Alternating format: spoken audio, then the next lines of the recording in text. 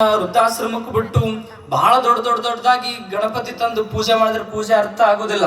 ಹೌದಾ? ಹೀಗಾಗಿ ನಾವೆಲ್ಲ ಮಾತಾ ಪಿತರನ್ನು ಬಳಲಿಸುವಾತ ಯಾತ್ರೆಯ ಮಾಡಿದರೆ ಏನು ಫಲ?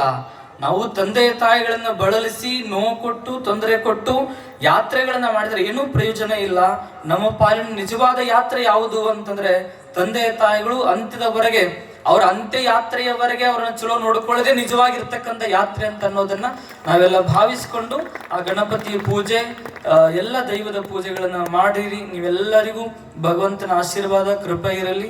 ನಮ್ಮ ದೇಶಕ್ಕೆ ಯಾವ ವಿಘ್ನಗಳು ಬರದಿರ್ಲಿ ಅಂತೇಳಿ ನಾವೆಲ್ಲ ಗಣಪತಿಯಲ್ಲಿ ಪ್ರಾರ್ಥನೆಗಳನ್ನ ಮಾಡಿ ನಮ್ಮೆಲ್ಲ ಪೂಜೆ ಪುನಸ್ಕಾರ ಭಕ್ತಿಯ ಸಮರ್ಪಣೆಯನ್ನ ಸನ್ನಿಧಾನಕ್ಕೆ ಸಮರ್ಪಣೆ ಮಾಡಿ ನನ್ನೆರಡು ಮಾಡಿ ಭಕ್ತಿಯನ್ನ ಸಮರ್ಪಿಸ್ಬೇಕಂತ ಹೇಳಿ ನನ್ನೆರಡು ಮಾತುಗಳಿಗೆ ವಿರಾಮವನ್ನ ನೀಡ್ತಾನೆ. ಕಾರ್ಯಕ್ರಮ ಬಹಳ ಚೆನ್ನಾಗಾಗಿದೆ. ನನಗೆ ಈಗ ನಿಮ್ಗೆಲ್ಲ ಗೊತ್ತದ, ನಾವು ದೂರ ಆಗತ್ತೆ, ಸುಮಾರು 2 ತಾಸು ಆಗತ್ತೆ, ಹೋಗೋ ಅನಿವಾರ್ಯತೆ ಇರ್ತೈತಿ.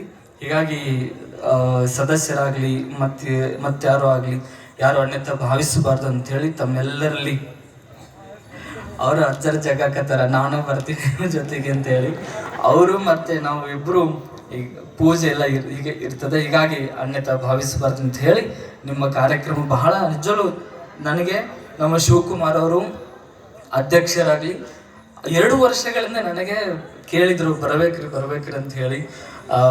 ಕಾರಣಾಂತರಗಳನ್ನ ಆಗಿದ್ದಿಲ್ಲ. ಈ ವರ್ಷ ಬರುವ ಯೋಗ ಬಂದಿತ್ತು. ಹೀಗಾಗಿ ನಿಮಗೆ ಎಲ್ಲರಿಗೂ ಧನ್ಯವಾದಗಳನ್ನು ಹೇಳಿ 2 ಮಾತಿಗೆ ವಿರಾಮವನ್ನು ನೀಡ್ತಾರೆ.